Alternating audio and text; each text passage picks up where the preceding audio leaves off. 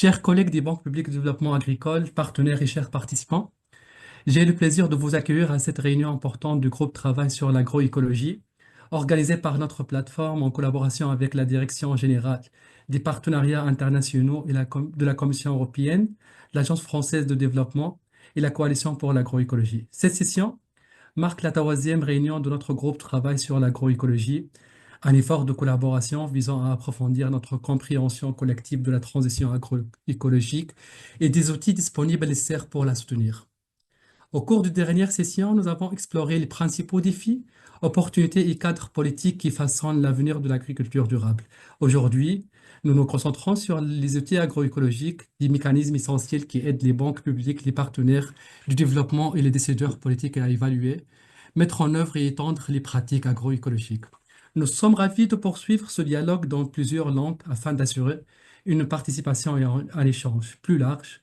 Cette session tenue en français fait suite à la session d'hier en espagnol pour l'Amérique latine et les Caraïbes et avant la session de demain en anglais pour les membres asiatiques et l'Afrique de l'Est et du Sud, garantissant ainsi que les voix des différentes régions et milieux géographiques seront entendues et incluses dans cette discussion fondamentale.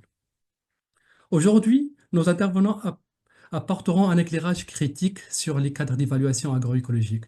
Olivier Pirra présentera les outils disponibles et Émile Frisson de la Coalition pour l'agroécologie exposera les nouvelles fonctionnalités et une étude de cas démontrant comment ces outils sont appliqués dans la pratique. N'hésitez pas à poser des questions dans le chat pour Olivier et Émile et nous offrirons également une session de questions-réponses à la fin.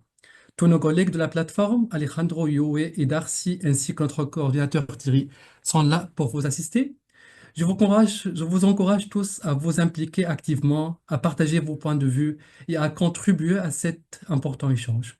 Vos idées et vos expériences contribuent à renforcer nos efforts collectifs en faveur d'un avenir agricole plus durable et plus résilient. Avant de passer la parole à Olivier, nous aimerions connaître votre avis sur les principaux défis auxquels votre institution est confrontée lors de la mise en œuvre d'un nouvel outil d'évaluation agroécologique. Notre collègue Yoé va poster la première question, s'il vous plaît.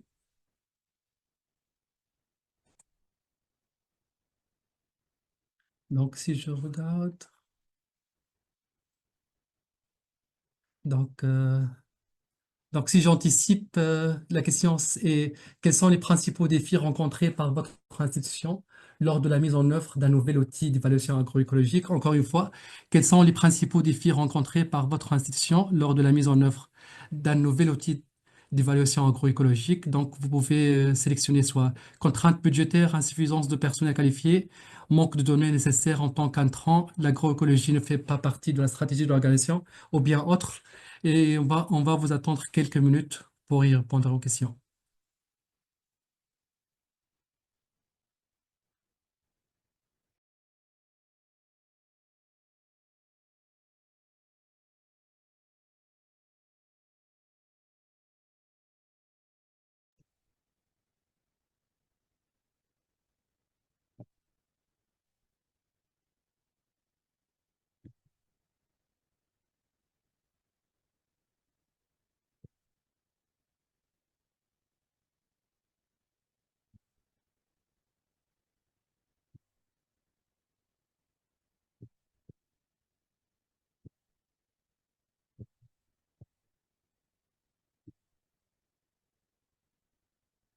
I don't know you if some result appeared for you.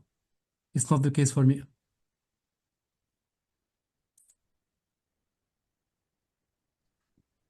I can end the call. Ok, on va voir. Donc, voilà, on a reçu 43% pour les contrats budgétaires, 43% aussi, 3 sur 7 pour l'insuffisance de personnel qualifié. La majorité était pour le manque de données nécessaires en tant qu'intrant. Il y a une réponse sur les autres. D'accord. Merci beaucoup pour votre réponse. Je passerai la parole à Olivier Pira, qui présentera comment les banques publiques de développement ont un rôle essentiel à jouer dans le soutien à la transition agroécologique et comment, en s'appuyant sur des mécanismes innovants, Elles peuvent conduire des investissements qui favorisent l'agriculture durable, renforcent la résilience climatique et garantissent la sécurité alimentaire des générations futures. Je vous remercie de votre présence et j'attends avec impatience une discussion productive et enrichissante. À vous, Olivier. Merci Mohamed Ali, bonjour à toutes et à tous.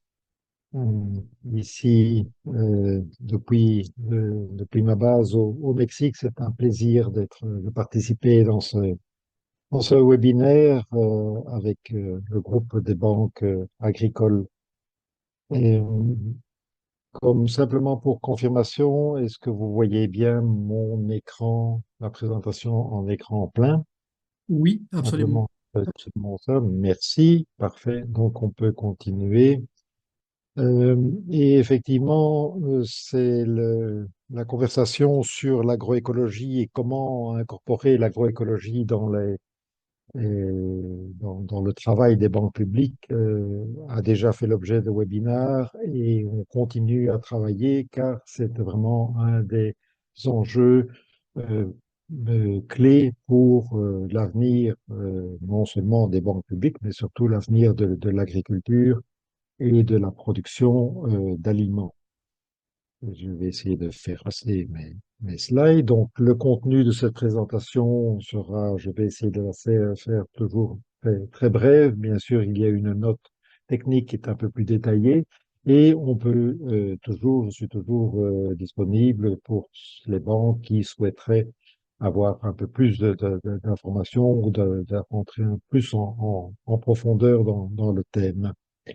Nous allons donc voir un peu pourquoi toujours ce thème de l'agroécologie revient, quelle est un peu la remise en question des systèmes de production actuels, euh, quels sont les défis de durabilité,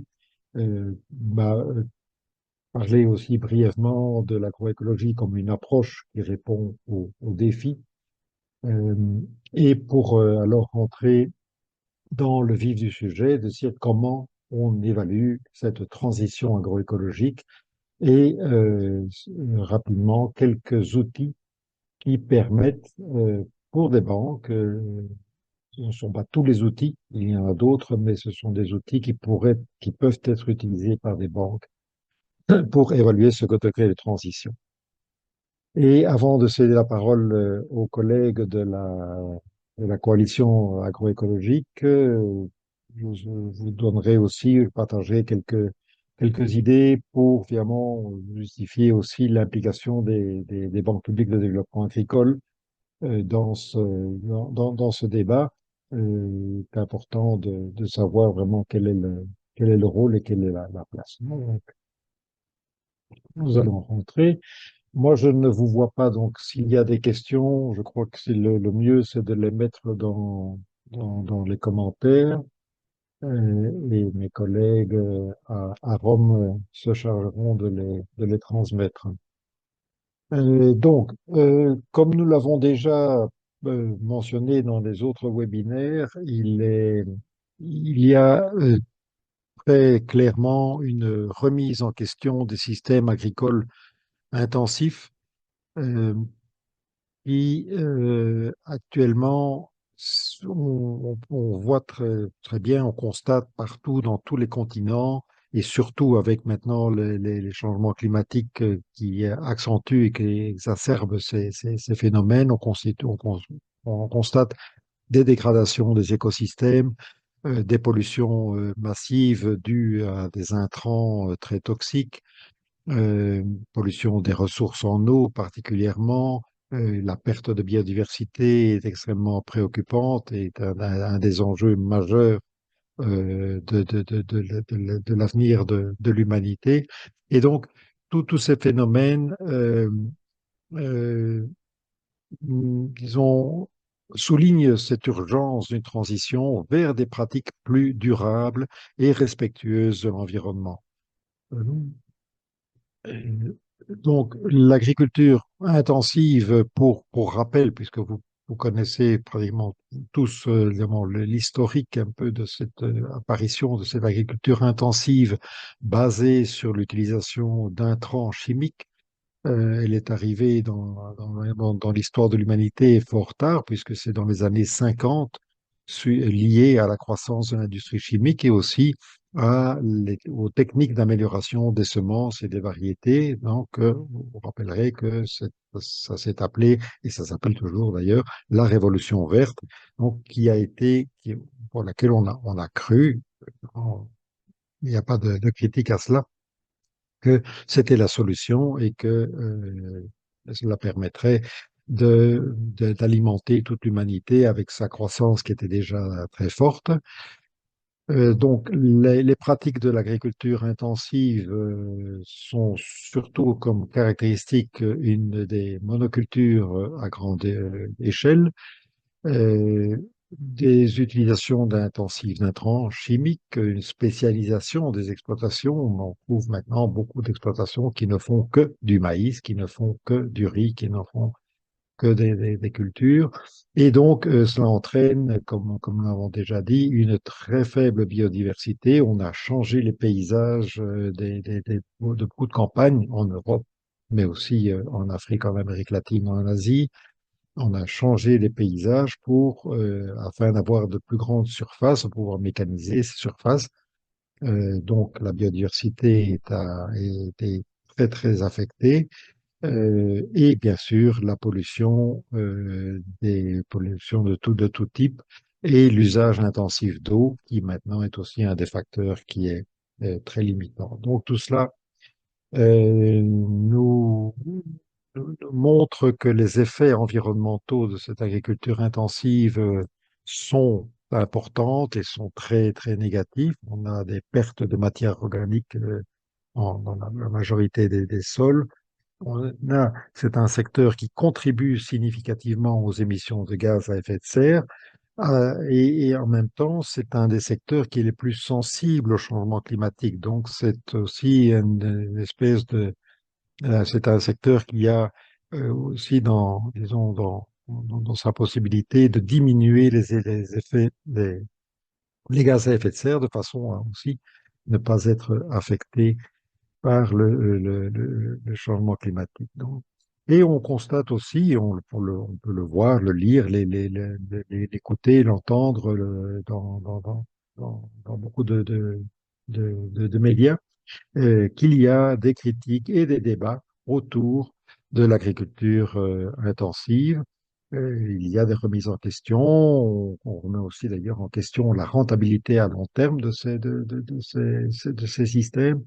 Et surtout, on constate et on voit des débats sur l'impact de la santé des sols, mais aussi de la santé des populations, tant des agriculteurs que des consommateurs. Donc l'agroécologie est en fait est une approche et doit être considérée comme une approche qui répond à ces défis. Euh, on- L'agroécologie repose sur des principes clés qui vise à promouvoir des systèmes de production agricole durables, équilibrés, intégrant la diversification des cultures, la gestion équilibrée des ressources naturelles, la promotion de la biodiversité, les interactions entre les différentes cultures, les différents écosystèmes. Euh, et donc, l'agroécologie reconnaît que les systèmes agroalimentaires sont aussi les systèmes socio-économiques et où le social et les éléments les sociaux sont très importants. Donc, pour caractériser l'agroécologie, des groupes de travail ont été mis en place. Euh, Celui qui se trouve à la droite, c'est un groupe de la FAO qui, en 2018, a déterminé 10 éléments qui peuvent caractériser ces, euh, l'agroécologie, des systèmes agroécologiques. Et postérieurement, un groupe sur la sécurité alimentaire des Nations Unies a désigné un groupe d'experts de haut niveau qui a déterminé ou qui a proposé une série de 13 principes qui sont de la partie gauche du schéma Les principes et les éléments sont tout à fait alignés, il n'y a pas de contradiction entre eux. C'est une façon de plus de reformulation et de précision sur certains thèmes. Et vous pouvez constater que ce sont des thèmes, bon, principe, il n'y a pas de temps ici pour revoir ni les 10 ni les 13 principes, mais ce sont des principes qui sont très intéressants à analyser. Et on peut, bien sûr, on va voir que tous les principes ne doivent pas être, ne sont pas, disons, possibles d'atteindre un niveau, disons, de transition élevée, mais ce sont des indicateurs, ce sont des pistes qu'il faut travailler pour, disons, orienter la transition des systèmes de production d'aliments vers des systèmes plus résilients, plus durables. Comment évaluer donc cette transition agroécologique? Comme banque de développement, vous financez l'agriculture, vous financez des agriculteurs, des groupes d'agriculteurs, et vous avez aussi un rôle d'un, de de promotion, de changement. Vous êtes des acteurs de changement et donc il y a certainement des agriculteurs qui sont déjà en transition agroécologique. Vous avez des projets probablement qui sont déjà formulés en ce sens. Comment mesurer le degré d'intégration des principes agroécologiques? Eh bien, on va évaluer donc la transition pour les 13 principes ou les 10 éléments. Les outils sont basés sur les 10 éléments de la FAO, soit sur les 13 principes du groupe d'experts. Et donc, on va évaluer cette transition de, sur base de ces 13 principes, 10 éléments. Avant d'arriver à, disons, à analyser les principes, il faut d'abord vérifier qu'il y ait l'absence dans le projet de ces signaux d'alerte, ces espèces de critères d'exclusion pour la transition écologique. Ce sont ce que en anglais ils appellent les red flags, les drapeaux rouges, et postérieurement, les collègues de la coalition vont le détailler un peu plus, mais en gros, ce sont 9 critères qui, par exemple, concernent la production d'OGM, la priorité aux intrants de synthèse, la priorité à l'augmentation de la productivité, des projets qui sont orientés ou focalisés sur le système de production de semences, des fermes-usines, la production d'aliments transformés, euh, etc., etc. Il y a certains acteurs qu'il faut d'abord vérifier que ces acteurs ne sont pas présents et qu'ils ne sont pas significatifs dans le projet. Une fois cette étape-là, j'ai perdu. Bon, voilà. Et alors, une fois donc cette étape franchie, en fait, on va entrer dans une phase d'évaluation de la transition. Hein, donc l'évolution de l'agriculture intensive vers l'agroécologie, il s'agit bien d'un phénomène de transition. Ce n'est pas du oui, non, c'est d'une transition où il y a les variantes possibles. Et donc, on constate ce schéma qui a été créé par Glisman en 2016, me semble-t-il, montre que on part d'un niveau 0 où il n'y a aucune intégration agroécologique vers un niveau 5 où vraiment on a une reconstruction de systèmes alimentaires globaux qui est durable et qui est équitable pour tout le monde, avec bien sûr 4 niveaux intermédiaires. Et on va essayer de situer le projet, les politiques en fonction de ces niveaux. Quels outils sont disponibles et adéquats pour des banques publiques? D'abord, un outil développé par la FAO qui s'appelle TAPE, qui est le Tool for Agroecological Performance Evaluation, qui vise à informer les décideurs politiques, et plus c'est un outil qui est beaucoup plus orienté sur l'évaluation de politique, qui est évidemment un outil qui permet de développer les connaissances et de responsabiliser les producteurs, où là où il y a un aspect aussi collectif, un processus collectif de production de données. Et c'est un outil qui permet d'accompagner ces transitions à différentes échelles en fournissant des informations. Le système ou le schéma, disons, de cet outil est assez simple. Il part d'une description des systèmes de production et bien sûr du contexte dans lequel il se trouve. Ensuite, il y a une enquête sur les exploitations agricoles et des ménages afin de décrire l'état actuel. Euh, Cette enquête est basée sur les 10 éléments de l'agroécologie de la FAO. Euh, donc, à partir de cette enquête, on a déjà une disponibilité de données statistiques qui est alors, disons, analysée. Et ensuite, il y a disons, une deuxième enquête qui est beaucoup plus orientée sur les exploitations agricoles, sur les ménages, afin de mesurer les progrès et de quantifier cet impact. Euh, et c'est un outil qui est recommandé pour travailler à une échelle de territoire, de communauté, de région, mais pas tellement au niveau de l'exploitation individuelle.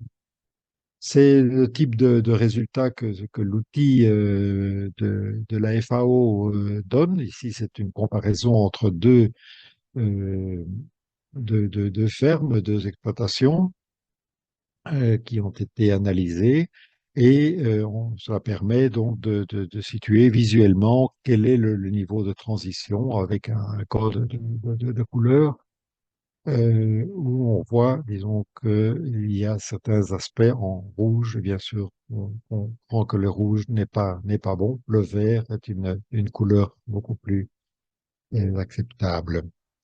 Un autre outil qui est, lui, bien défini pour travailler au niveau des exploitations, c'est un outil sur les critères agroécologiques de l'organisation Biovision. F-Act, F, c'est pour la farm en anglais, donc la ferme, l'exploitation individuelle. Et cet outil est conçu pour des évaluations participatives dans des exploitations agricoles, avec bien sûr l'aide de facilitateurs. C'est un, bien sûr, le but de cet outil est destiné à soutenir et compléter les connaissances locales euh, et les résultats qui sont générés par l'outil FACT dans ce contexte peuvent être utilisés pour mettre en évidence des points forts de l'agroécologie dans un projet déterminé, dans un groupe d'exploitation, de stimuler et alimenter la discussion sur les objectifs et les défis de l'exploitation, et bien sûr de créer des plans d'action afin de consolider la transition agroécologique. Les résultats de l'outil FACT euh, et, se présente aussi de façon visuelle. Nous avons euh, les 10 critères et éléments de la FAO qui sont, disons, regroupés. Et pour chaque élément, on a une dimension en pourcentage d'atteignement. L'autre outil va être présenté juste après mon intervention. Et simplement pour conclure très brièvement, je vais plus le laisser, c'est vraiment, disons, avoir une petite réflexion sur le rôle et en quoi les banques sont-elles concernées par ces outils et par la transition écologique. Et là, il est très important de mentionner que il y a une responsabilité des banques dans l'allocation des ressources vers des objectifs de durabilité précis. Il y a aussi, bien sûr, une influence dans la gestion des risques. On constate qu'il y a des différences de niveau de risque, mais les banques doivent aussi avoir des outils performants de suivi et d'évaluation. Et les banques maintenant sont aussi euh, compromises dans des objectifs et de responsabilité et transparence. Et donc, ces outils permettent aussi de mettre en évidence le travail fait des banques. Et bien sûr, c'est aussi très utile dans la présentation et la formulation de projets afin d'obtenir des financements externes, pardon, qui sont disponibles dans le contexte du changement climatique et de la durabilité. Voilà, j'en arrête ici afin de passer à l'outil de la coalition Merci beaucoup, Olivier. agroécologique. Merci beaucoup, Olivier. Donc, j'invite les collègues des banques publiques à écrire leurs questions dans le chat. Sinon, donc, il y a une question de la part de Monsieur Abdelrazek. Comment obtenir les outils d'évaluation? Donc, vous pouvez nous contacter. Vous pouvez choisir l'un des outils et nous contacter en privé pour qu'on puisse partager avec vous plus d'informations. Sinon, si vous avez des questions, merci de l'écrire dans le chat. Sinon, on va vous poser une deuxième poll question avec Yue. Et j'espère que vous avez bien compris toutes les outils présentés par notre cher collègue Olivier Pira.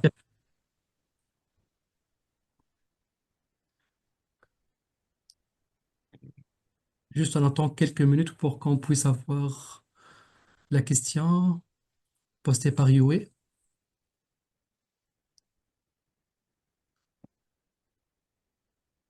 Donc, si je commence à lire la question, laquelle des outils présentés considérez-vous comme ayant le plus grand potentiel pour soutenir le financement de l'agroécologie dans votre institution? Encore une fois, laquelle des outils présentés par Olivier Pira considérez-vous comme ayant le plus grand potentiel pour soutenir le financement de l'agroécologie dans votre institution? Soit TAPE, le premier outil présenté, soit FACT de la biovision, soit l'outil d'évaluation de la coalition pour l'agroécologie. On vous a... Mohamed, si vous permettez, c'est peut-être un peu difficile de répondre à cette question avant d'avoir fait la présentation de l'outil d'évaluation de la coalition. D'accord, on peut postponer pour après de toute façon. Oui. Je pense que ce serait peut-être mieux. Ok, ok. Donc, allez-y, s'il vous plaît. Oui. Je vais partager mon écran. Un instant. Non.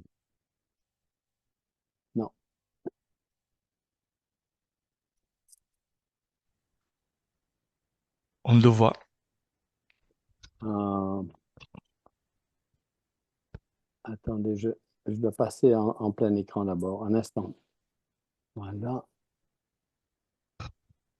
Voilà.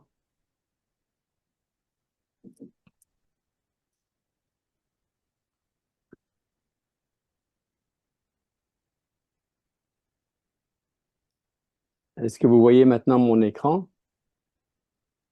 Oui, ça marche. Oui, OK. Alors, merci de me donner l'occasion de vous présenter l'outil d'évaluation des financements pour l'agroécologie. Euh, Peut-être, si vous me permettez, une petite remarque sur l'utilisation de la terminologie système intensif par rapport au système agroécologique. Je pense qu'il faut faire attention de ne pas penser que les systèmes agroécologiques ne sont pas intensifs. Les systèmes que moi j'appellerais plutôt industriels font un usage intensif d'intrants chimiques par rapport à des systèmes qui utilisent plutôt la biodiversité et des intrants naturels et biologiques. Et donc, ils peuvent être également très intensifs, simplement qu'ils n'utilisent pas de façon intensive les intrants chimiques ou de préférence pas du tout. Donc, je pense qu'il faut faire attention de ne pas donner l'impression que l'agroécologie est quelque chose qui est moins productif et moins intensif au point de vue de la production. Donc, venons-en maintenant à ce cadre d'évaluation. Donc, on a constaté qu'il y avait plusieurs outils qui avaient été développés dans le passé pour évaluer l'agroécologie.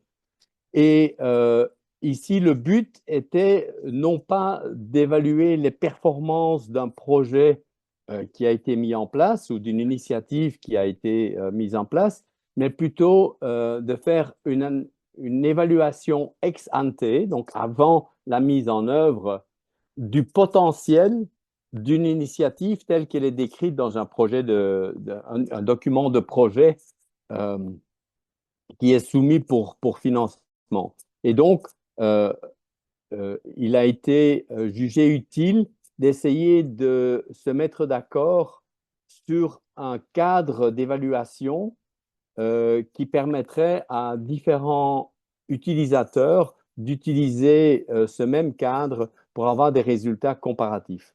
Et donc, cet outil est principalement destiné à des bailleurs de fonds, des investisseurs, des gouvernements qui investissent dans leur secteur agricole, mais également donc des banques publiques de développement agricole. Alors, le but de développement de ces cadres, c'est de pouvoir documenter l'évolution des investissements dans l'agroécologie afin d'encourager l'augmentation de ces investissements, mais également d'inspirer l'élaboration de projets qui mènent à une réelle transformation agroécologique. Et ça permet également d'inspirer des appels à propositions de projets. Et donc, en gros, c'est d'orienter les investissements dans les transformations agroécologiques. La diapositive. Voilà. Alors, ce cadre a été développé par un groupe de scientifiques qui ont collaboré avec des donateurs, des bailleurs de fonds, des acteurs de la société civile afin de mettre en place quelque chose de solide qui est basé sur les 13 principes qui ont déjà été présentés et qui permet également d'identifier des signaux d'alerte dans la conception de projets qui vont à l'encontre des principes de l'agroécologie. Cet outil basé sur ce cadre d'évaluation, un outil en ligne a été développé pour suivre l'évolution des financements et de faire une évaluation de projets ou de portefeuille de projets. Ça a été développé par Stats for Sustainable Development, qui est un centre de recherche public basé en Angleterre et qui cible particulièrement, comme je l'ai dit, les bailleurs de fonds et investisseurs dans la transformation agroécologique. Elle évalue en quelle mesure des projets ou des propositions de projets sont susceptibles de contribuer à la transformation agroécologique. Et donc, c'est principalement destiné à des bailleurs de fonds, des investisseurs, d'évaluer l'ensemble de leurs investissements et voir dans quelle mesure ils contribuent réellement à une transformation agroécologique. Ça peut également être utilisé comme un outil pour évaluer des propositions lorsque un investisseur ou bailleur de fonds émet un appel à projet. Ces projets peuvent être évalués en utilisant cet outil.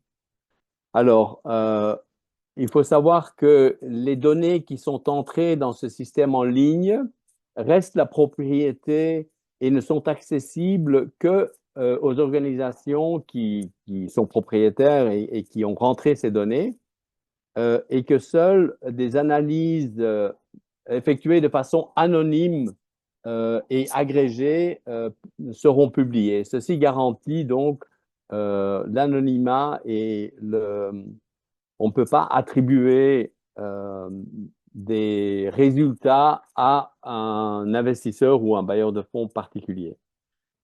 Le processus d'évaluation se fait en 2 étapes. D'abord, comme ça a déjà été mentionné, d'identifier ces signaux d'alarme sur lesquels je reviendrai. Et si aucun signal d'alarme n'est présent, on passe à la 2e étape qui est l'évaluation à la contribution à chacun des 13 principes. Il y a également la possibilité d'ajouter d'autres critères d'évaluation ceci est particulièrement utile si des organisations ont une obligation de rendre des comptes sur des domaines qui ne sont pas repris dans les 13 principes ou qui le sont de façon implicite, mais pas de façon explicite. Et ça pourrait être, par exemple, la contribution à l'atténuation des effets du changement climatique ou plus particulièrement dans les aspects sociaux, des références à l'implication des systèmes de genre, etc. Et donc ça, c'est à la discrétion des utilisateurs d'ajouter d'autres critères, ce qui permet de faire l'évaluation des 13 principes et de ces critères additionnels en même temps et ne pas devoir utiliser deux systèmes séparés. Alors, cet outil, on commence par l'évaluation de ces red flags, comme on les a appelés en anglais, et ceci permet d'éliminer des projets qui ont des composantes qui sont clairement en contradiction avec une transformation agroécologique. Alors, il faut bien regarder la description détaillée de chacun de ces signaux d'alerte parce qu'ils ne veulent pas nécessairement dire, par exemple, pour l'utilisation d'engrais ou d'intrants de synthèse, si un projet se focalise uniquement ou principalement sur l'introduction d'intrants de synthèse, ça représente un signal d'alarme. Par contre, ça n'exclut pas une possibilité d'utilisation de certains de ces intrants dans un projet. Donc, c'est le point important ici, c'est de mettre l'accent sur ce qui est principalement le but de l'initiative. Si tous les signaux d'alerte, on a une réponse négative, donc on peut passer à la phase suivante, qui est l'étude, l'évaluation de chacun des 13 principes que l'on va faire un à un. Certains de ces principes, dans certains projets ou certaines initiatives, peuvent ne pas être applicables. Par exemple, la santé animale, si dans l'initiative en question, il n'est pas du tout question d'animaux, ce critère-là n'est pas applicable et on peut l'indiquer dans l'évaluation et on ne tiendra pas compte de ce principe-là dans la moyenne, l'établissement de la moyenne des résultats d'évaluation. Par contre, il y a 4 principes où on ne peut pas dire qu'ils ne sont pas applicables. Ce sont les principes des valeurs sociales et qui ont trait au régime alimentaire, à la participation, à la co-création de connaissances et à l'équité et la justice sociale. Ces critères-là doivent toujours être évalués et s'ils sont absents, on doit marquer une évaluation de 0. Alors, donc, on va passer en revue chacune des initiatives et commencer cette évaluation en donnant une définition. Pour chacun des principes, il y a une définition de ce que représente une contribution pleine à la réalisation de ce principe. Et si votre projet correspond à cette définition-là, il mérite un score de 2. Si ça y contribue partiellement, il y aura un score, par exemple, de 1, un score intermédiaire. Par contre, si ça ne contribue pas du tout, il y aura un score de 0. Alors, pour aider à savoir où mettre le curseur, il y a des exemples ou des indicateurs qui sont fournis qui montrent ce qui peut être fait pour contribuer à la mise en œuvre de ce principe. Et on peut marquer ceux qui sont présents dans l'initiative en cliquant dans le carré approprié, afin de documenter ce qui était présent dans le projet ou l'initiative. Et on peut également, dans les commentaires, écrire pourquoi, en fait, justifier le scoring qui a été donné. Ici, c'est 1,5. Et on dit pourquoi ça a été fait, parce qu'il y avait une conscience de la nécessité dans ce projet de payer beaucoup d'attention à la santé des sols et de mettre en œuvre toute une série de pratiques à ce sujet. Ceci permet, lorsque une autre personne regarde l'évaluation qui a été faite par un évaluateur, de comprendre pourquoi le score de 1,5 a été donné. Donc, lorsqu'on fait ça pour chacun des 13 principes, on peut voir un tableau récapitulatif dans lequel on indique, où on voit si certains principes n'étaient pas applicables et le score de chacun des principes qui a été attribué. Ceci est alors transcrit également sous forme d'un diagramme où les différentes performances vis-à-vis des 13 principes sont indiquées clairement. Et on indique également quels sont les principes qui n'étaient pas applicables. Dans ce cas-ci, la santé animale n'était pas applicable. Et donc, il est important de signaler que ce n'était pas applicable et que ça ne correspond pas à un score de 0. Parce que la représentation graphique serait la même. Donc, on indique ici en dessous quels étaient les principes qui n'étaient pas applicables. Et ensuite, on voit un score pour l'ensemble de l'initiative. Donc, pour l'ensemble des 13 principes, en moyenne, 66% des principes ont été obtenus. Et je vais montrer un autre exemple ici où il y avait deux principes qui n'étaient pas applicables, le recyclage et la gouvernance des ressources naturelles. Et on voit des résultats très différents en fonction des différents principes. Et donc, on voit également un récapitulatif des investissements, de la durée du projet, de l'endroit géographique où ça avait lieu et le nombre de pays qui participaient à cette initiative. Ensuite, on peut passer à un résumé de l'ensemble des initiatives qui ont été évaluées et qui ont été rentrées dans le système. Et on verra le pourcentage de projets qui ont réussi, où il n'y avait pas de red flags, de critères d'exclusion, et le pourcentage de ceux qui ont déjà été entièrement évalués. Et on a un score d'ensemble pour tout le portefeuille des 23 initiatives qui ont été évaluées ici, de 42%.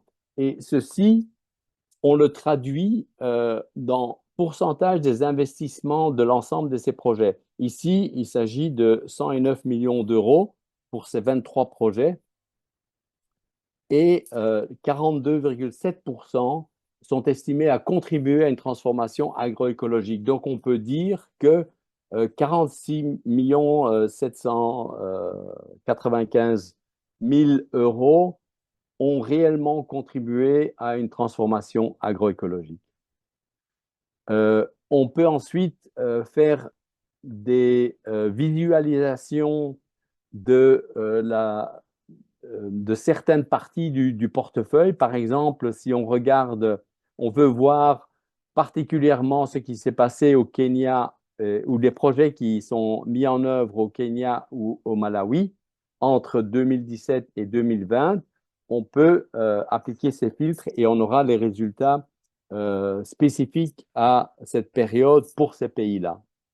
Ça peut également, pour l'ensemble des portefeuilles, on peut comparer comment les projets et les initiatives soutenues par l'organisation qui a rentré les données se comparent avec tous les autres qui ont rentré les données dans le système. Et ça permet de voir ici pour les red flags comment on se compare vis-à-vis de tous les autres euh, dans, dans cette évaluation. Et également le pourcentage qui est, ou le score entre 1 et 2 qui est obtenu pour chacun des principes. On peut sélectionner quelles de nos initiatives de votre organisation euh, sont comparées avec l'ensemble des données qui sont rentrées dans le système pour les mêmes pays. Et donc là, on peut voir que dans certains domaines, comme la santé animale, on est beaucoup plus faible que la moyenne. Par contre, dans d'autres, comme les valeurs sociales ici, on est un peu au-dessus de la moyenne. Donc ça permet de situer les initiatives que l'organisation veut soutenir, comment ça se compare vis-à-vis de l'ensemble des organisations qui ont rentré des données dans le système. Voilà, donc la façon dont fonctionne cet outil d'évaluation.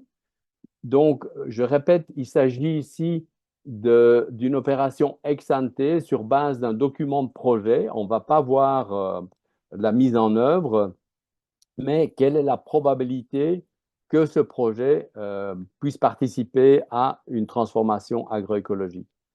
Alors, on a trouvé également que ce cadre d'évaluation est très utile pour la formulation de projets ou d'appels à propositions à projet. Et pour ça, on a développé un guide PDF qui reprend le même contenu, mais sous forme d'un document imprimé ou électronique, qui permet d'inspirer la formulation de projets également. Alors, donc ici, quelques mots sur la coalition. On a aujourd'hui 50 pays qui sont membres et plus de 250 organisations. Et la coalition fonctionne à travers maintenant 6 groupes de travail, un sur la recherche, innovation, éducation, un sur les politiques, un sur les financements et investissements, un sur la mise en œuvre de projets concrets sur le terrain, un sur la communication et un groupe de travail sur les marchés. Voilà, je crois que je vais m'arrêter là pour laisser un peu de temps aux questions et aux discussions. Je vous remercie. Merci aussi à vous, Monsieur Émilie Frisson. C'est très intéressant. On a suffisamment de questions et j'espère qu'on va arriver à répondre à tous. Peut-être je commence avec Olivier Pira. Ici, notre expert Cloto a quelque chose à dire avec la première question et la deuxième question de la part de Monsieur Abdelrazer et Monsieur Abdelaziz.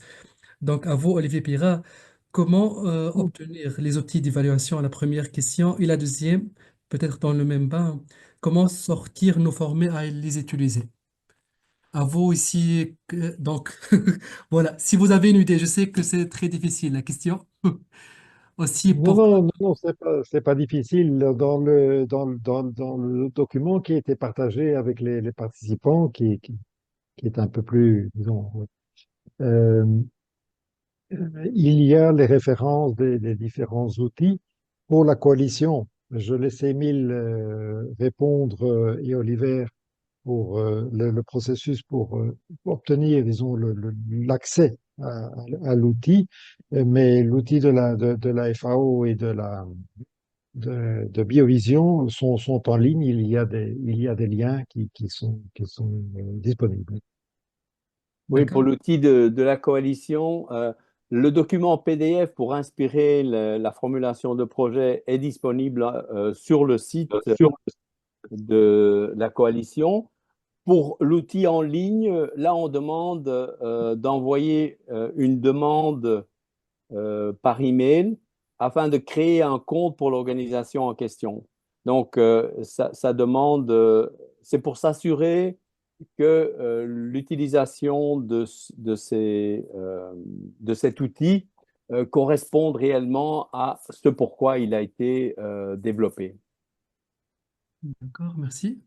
Euh, Peut- Peut-être, enfin, moi, de mon côté, pour reprendre un peu aussi des retours d'expérience sur le sujet, ce qu'il faut bien voir, c'est que beaucoup de banques publiques ont de très très nombreux petits financements, c'est-à-dire des financements de l'ordre de 5 000 à 50 000 euros. Et en fait, c'est quasiment impossible pour les chargés de crédit de remplir, enfin, de renseigner toutes les informations qui sont nécessaires, hein, que ce soit des fiches Excel ou en plus des modalités d'évaluation sur des critères qui sont surtout qualitatifs et qui peuvent aussi varier selon, disons, l'expérience ou le ressenti du chargé de crédit. Et donc ça mène quelques difficultés, enfin de grandes difficultés pour pouvoir tracer et caractériser les sous-jacents des financements des banques publiques, notamment pour le bénéficiaire final. Sachant qu'en plus, plusieurs banques publiques sont des banques de second niveau, donc ils doivent aussi assurer cette traçabilité jusqu'à la première banque, à la banque de premier niveau, et ensuite le bénéficiaire.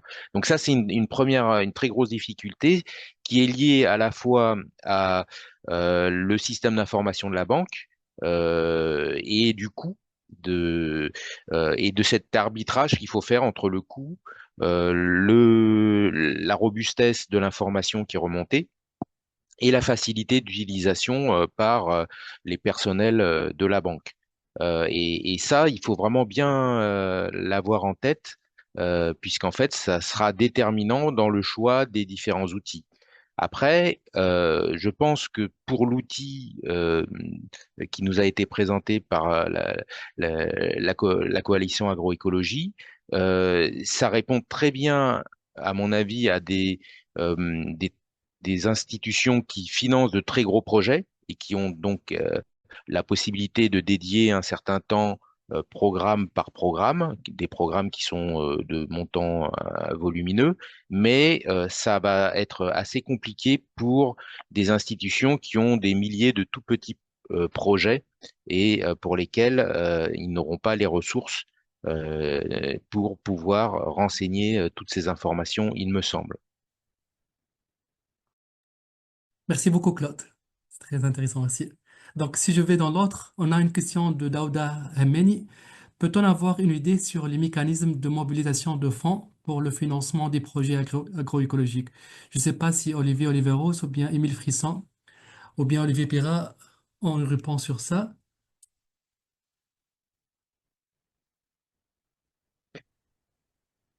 Je ferai seulement, bien comme, pas une réponse, mais un commentaire, que ce serait l'objet d'une réunion spécifique où on pourrait effectivement expliquer quelles sont les différentes sources possibles ou institutions, parce que c'est...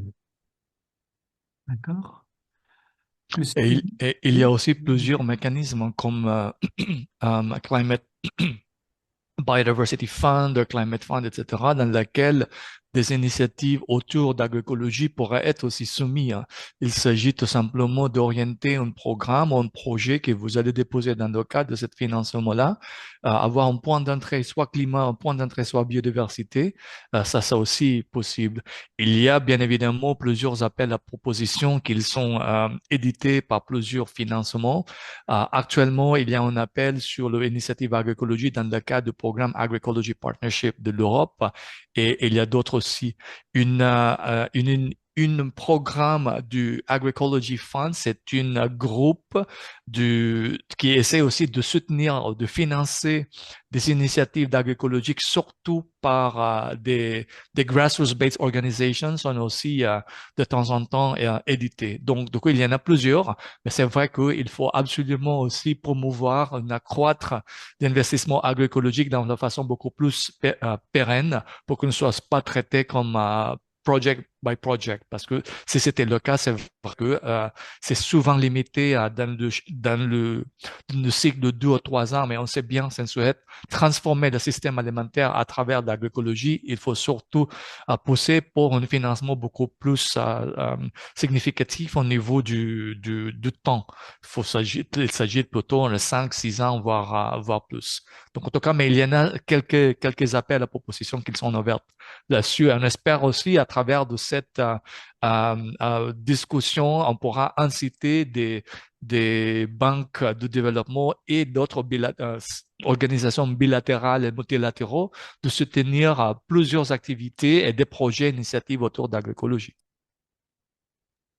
Merci beaucoup, Olivier Oliveros. Donc, peut-être je rajoute deux questions et puis en clôture, si tu es d'accord, Thierry. Donc, de la part de Abdelazer, est-ce que les outils permettent l'intégration de critères climatiques tels que la quantité de CO2 évitée? Et l'autre, est-ce que les critères de pondération de scoring prennent en compte le zonage agroécologique, du fait que la zone soit soudanienne, sahlienne ou sahlienne, cas du Niger? Euh, au niveau je n'ai pas bien compris la première question. Ok, je répète encore une fois, est-ce que les outils permettent l'intégration de critères climatiques Oui. tels que la quantité de CO2? Oui, dans le cas de l'outil de la coalition, c'est parmi les critères additionnels. On peut ajouter un critère sur les émissions de gaz à effet de serre euh, ou d'autres aspects liés au changement climatique. Et donc ça, cette option-là existe, mais ça ne fait pas partie des 13 principes au départ. D'accord, merci. À toi, Clotor. Oui, merci. En fait, peut-être, j'essaie de me placer chaque fois du côté de la banque publique, puisqu'on travaille beaucoup avec les banques publiques. Euh, en fait, enfin, ce que je note, c'est que les banques, en fait, elles essayent de s'aligner sur les politiques nationales. Et donc, et en particulier sur les contributions nationales déterminées en termes de climat, sur les stratégies et plans d'action biodiversité, sur les stratégies eau, inclusion financière, etc. En fait, il y a des marqueurs qui couvrent partiellement le sujet de l'agroécologie, mais pas entièrement. Et en fait, c'est sans doute euh, la demande et le mandat qui peut être donné à cette banque publique va être plutôt euh, par thème très particulier. Et c'est pour ça qu'en fait, la demande, elle est surtout sur ces sujets bon, climat, atténuation, adaptation, inclusion financière, eau, etc. Et la redevabilité qui est demandée par l'actionnaire public principal va être liée à ça. Et c'est pourquoi, en fait, la demande des banques est souvent d'avoir ces critères de performance qui soient liés à, bah, comme on l'a dit, à soit mesurer la possibilité de séquestrer du carbone ou de réduire les émissions, soit des indicateurs liés à l'adaptation, soit des indicateurs qui vont montrer qu'en fait, les projets financés n'impacteront pas la biodiversité ou économiseront de l'eau ou permettront l'accès à des petits producteurs, donc en termes d'inclusion financière. Et c'est vrai que il n'y a pas aujourd'hui de demande au niveau national de caractériser spécifiquement des financements en agroécologie. Alors, évidemment, des sous-jacents qui sont bons pour le climat, bons pour la biodive, bons pour l'eau, bons pour l'inclusion financière, très souvent, on va trouver des investissements associés à des pratiques qu'on peut caractérisées comme des pratiques agroécologiques. Et c'est un peu sur cette approche, disons, taxonomique, qui essaye de résoudre à la fois des sujets de coût pour la banque de collecte d'informations et d'essayer de caractériser avec des arbitrages robustesse, coût, la remontée d'informations par thématique, comme je l'ai cité précédemment. Merci. Merci Claude. Donc juste pour info, Madame Sarah et tous nos collègues, donc on va partager tous les matériels, le matériel après le groupe travail, comme Thierry le mentionne dans le chat. Peut-être on rajoute encore une question de la part de Monsieur Abdeljabbar Bourab du Crédit Agricole du Maroc.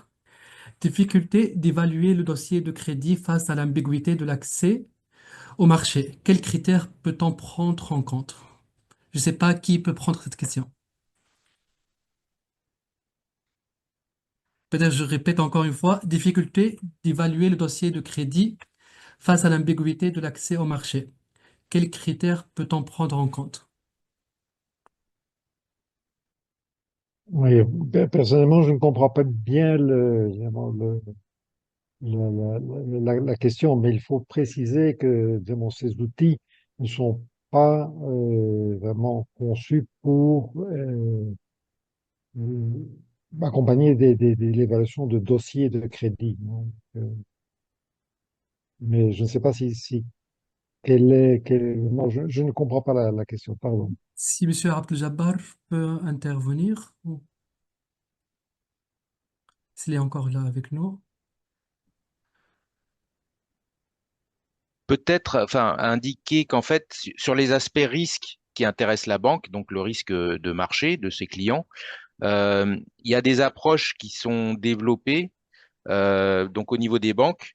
Pour les critères de performance que j'ai mentionnés tout à l'heure, ça va être surtout des approches, disons, paramétriques, c'est-à-dire pour une surface donnée, un investissement et une pratique susceptible donnée, on va coller un facteur de conversion pour avoir des émissions réduites de CO2, des économies d'eau, des économies d'énergie.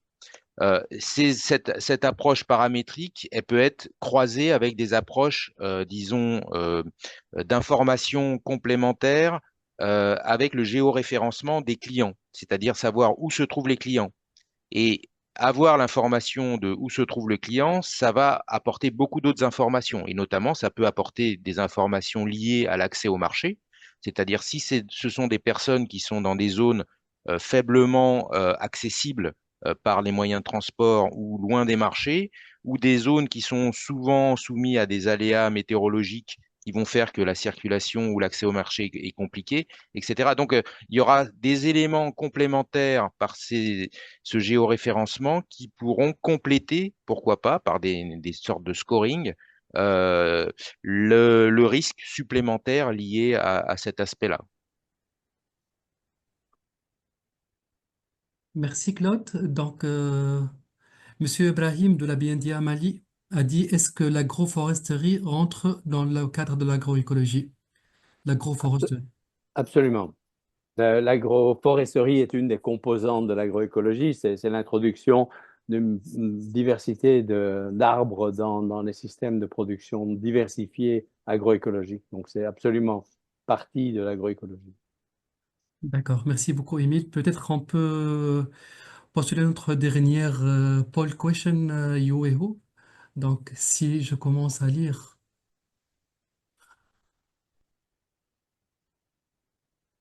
Donc, si vous êtes intéressé par une formation ou des informations supplémentaires sur l'une de ces outils pour votre institution, veuillez sélectionner les outils qui vous intéressent. Nous vous contacterons aussi les banques concernées. Encore une fois, si vous êtes intéressé par une formation ou des informations supplémentaires sur l'une de ces outils, donc TAPE, FACT ou bien l'outil d'évaluation de la coalition pour l'agroécologie, veuillez sélectionner les outils qui vous intéressent. Merci beaucoup. On vous attend une minute.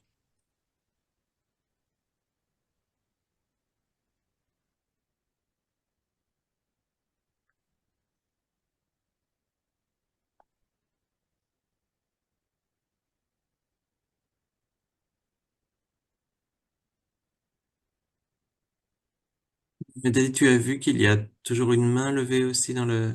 Oui, oui, juste on clôture cette question et je passe la parole à Monsieur Abdel-Jabbar Bourawa. Il a un commentaire peut-être sur les remarques précieuses de Clotor. Malheureusement, je n'ai pas l'audio. Désolé, je n'ai pas l'audio.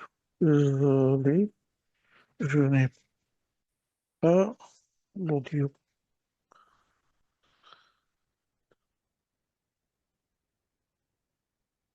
Oui, bonjour.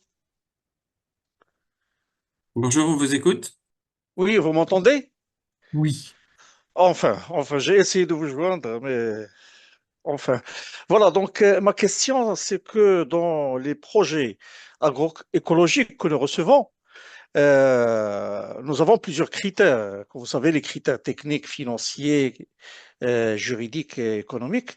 Mais parfois, nous n'avons pas une visibilité sur les critères d'accès au marché. C'est-à-dire que c'est très difficile de se prononcer sur un dossier de crédit si on n'a pas une visibilité sur l'accès au marché et on vous dit que une fois le produit est là, alors on va accéder au marché. Donc voilà, le marché n'est pas visible. On risque de ne pas financer des projets à cause de cette entrave. Et on ne finance pas d'ailleurs des projets à cause de cette entrave. Et ma question de tout à l'heure, est-ce qu'il y a un système d'information marché en agroécologie qui permettra justement de résoudre cette question de visibilité sur les marchés, que ce soit pour les investisseurs ou pour les banquiers? Voilà,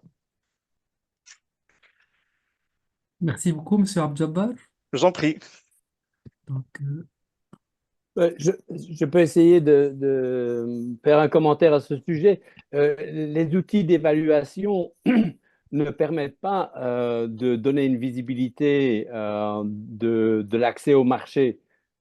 Mais par contre, il est très important dans une approche qui vise à une transformation agroécologique au niveau d'une région ou d'un groupe de communautés, de s'assurer qu'on paye une attention au développement de marchés. C'est en effet très difficile d'avoir une transformation agroécologique si il n'y a pas de marché pour les produits qui vont en ressortir. Donc, je pense que c'est important, mais les outils qu'on discute ici aujourd'hui n'ont pas un rôle et ne permettent pas de répondre à cette question. Ok, parfait, merci. Merci. Peut-être juste un complément. Mhm. En fait, les seuls outils qui pourraient être accessibles, mais ça demande des systèmes d'information très performants. J'ai évoqué déjà le contexte avec le géoréférencement des bénéficiaires, des clients, mais c'est aussi la présence d'un contrat dans l'approche contractuelle, l'existence d'un contrat de la part du client. Et c'est aussi l'historique, le track record du client lui-même, si vous avez accès à cette information, de savoir quels ont été ses flux de trésorerie, et avec quel client il a travaillé, etc. Mais ça demande la mise en place d'une plateforme où à la fois les clients et les acheteurs informent et renseignent de manière commune. Merci beaucoup. Merci. bon, merci à tous. Juste pour commenter la question posée par Yoeho, donc le poll question, donc je vois que 83% de l'audience sont intéressés au l'outil de la coalition agroécologie. Je veux partager avec vous, Olivier Oliveros et Émile, les banques intéressées. Et puis, on voit 67% sont intéressés par l'outil de la FAO, TAPE, et 50% pour FACT. Donc, Thierry, si tu es d'accord, on peut clôturer. On est 10 minutes en retard, mais c'est pas grave. Donc, c'était un réel plaisir d'avoir partagé cette session de travail avec vous, où nous avons exploré le rôle essentiel des banques publiques de développement agricole dans la transition vers les systèmes agroécologiques plus durables et résilients. Nous adressons nos sincères remerciements à Olivier Pirac, l'auteur, Émile Frisson, Olivier Oliveros et toute l'audience, commençant par M. Abdelaziz Abdelazek, Abdel Jabbar, etc., pour leurs précieuses contributions, ainsi qu'à chacun d'entre vous pour le partage de vos expériences. Aujourd'hui, nous avons présenté les défis, opportunités liées à la mise en œuvre de l'agroécologie, en soulignant l'importance d'évaluer et de mesurer l'impact d'investissement dans ce domaine. Nous avons également découvert des outils tels que TAPE, FACT et outils d'évaluation de la coalition pour l'agroécologie qui peuvent aider les banques à prendre des décisions financières plus alignées avec les principes de durabilité. Nous sommes conscients que la transition agroécologique représente un défi de taille, mais son adoption est cruciale pour garantir la sécurité alimentaire. La résilience face au changement climatique et la restauration des écosystèmes. Bon, notre plateforme reste pleinement engagée à accompagner les banques Désireuse d'intégrer ces outils présentés aujourd'hui à travers des formations directes aux banques, des échanges d'expérience ou bien des groupes de travail supplémentaires comme aujourd'hui. Merci beaucoup pour votre réactivité. Merci pour toute l'équipe de la plateforme, Thierry, Yoé, Alejandro et Darcy. Et nous vous invitons à poursuivre cette conversation et à saisir les opportunités de collaboration avec notre plateforme et la coalition agroécologique aussi bien. Nous espérons continuer à travailler ensemble et n'hésitez pas à nous contacter pour toute démarche supplémentaire. Merci à toutes et à tous et à très bientôt. Bonne soirée. Bonne soirée. Dis Au bonne revoir. soirée. Merci beaucoup. Voilà, Merci à bonne tous. soirée. Au revoir.